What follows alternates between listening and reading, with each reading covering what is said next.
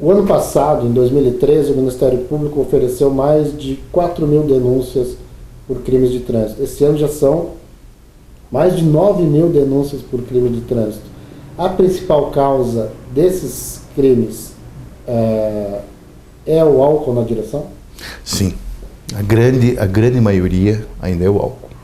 Você veja que de 2013, de 4.276 denúncias são os processos. Quando a gente fala em denúncias, a nossa peça inicial, é a abertura de processo, propriamente dito. De 4.276 em 2013, 1.948 foram só relativos à embriaguez ao volante. De 2014, os números são mais assombrosos ainda. De 2014, de 9.913, 6.646 versam sobre embriaguez ao volante. Então, é um número considerável, e representam um empenho, o resultado do empenho até, da fiscalização, do processamento, do como está sendo tratada a matéria. Nós estamos numa evolução muito crescente de 2013 para 2014 no trato na questão do trânsito. Não quer dizer que o pessoal está bebendo mais de dirigir, não, quer dizer que está sendo mais apanhado. Mais apanhado em flagrante. E isso ainda com as poucas blitz que ainda que se fazem, né? O número é assombroso.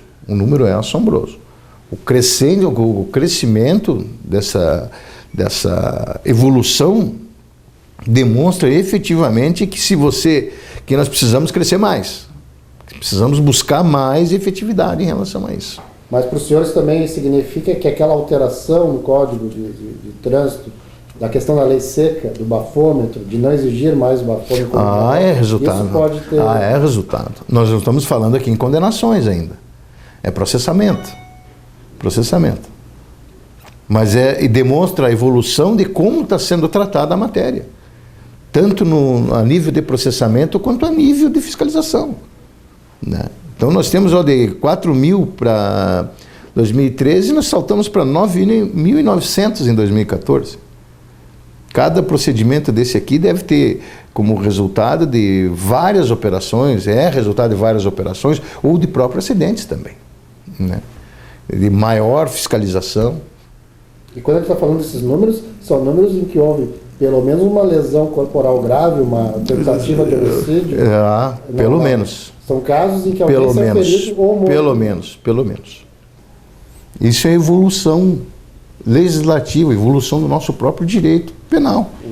Né? Você veja que é bem interessante que até pouco tempo atrás as contravenções do trânsito eram basicamente dirigir sem habilitação e manobra perigosa. Com a edição da lei seca, o nosso Código de Trânsito é de 97. A lei seca é de 2008. Em 2012 nós tivemos mais alterações que deixaram mais severa a interpretação dos dispositivos do Código de Trânsito. Então, o que era antes uma contravenção, hoje passa a ser reconhecido a categoria e alçada a categoria de crime. A contravenção, como eu expliquei antes, é uma atitude criminosa de pouca relevância. E o crime é uma atitude criminosa, como o próprio nome diz, atitude criminosa, de relevância significativa. Isso demonstra então que os legisladores já refletiram uma espécie de anseio da sociedade. Já. O Ministério Público de Santa Catarina, através do Centro de Apoio Operacional Criminal, desde 2008, vem editando recomendação, vem editando notas técnicas aos promotores criminais do Estado, no sentido de se buscar o reconhecimento naquelas investigações, naqueles inquéritos, se fomentar esse reconhecimento da figura do dolo eventual. O dolo eventual, como falei, ele remete àquela situação de um simples crime de trânsito para um crime de gravidade comum. Nós tiramos da esfera de um crime de trânsito para a esfera do júri. Um crime de homicídio. E pode ser qualificado, inclusive. Pois é, isso eu acho que é interessante a gente explicar um pouquinho mais isso, né? Quando a gente diz, esse acidente deixou de ser agora julgado, né, analisado do ponto de vista do Código de Trânsito e passou para o Código Penal. Em que momento acontece isso? Em que momento acontece isso durante um processo? Não é durante o processo. É durante o próprio acidente em si. É a conduta do sujeito que vai remeter ele do Código de Trânsito para o Código Penal. Então as condutas estão bem claras. Você conduzir um veículo automotor sob influência de álcool, excesso de velocidade ou praticando um racha, você já está sujeito a incorrer num homicídio e incorrendo no homicídio, você vai ser julgado pelo júri popular. E se todas as circunstâncias do processo, as diligências da investigação ficarem esclarecidas nesse sentido, não tenha dúvida que você vai para o banco dos réus.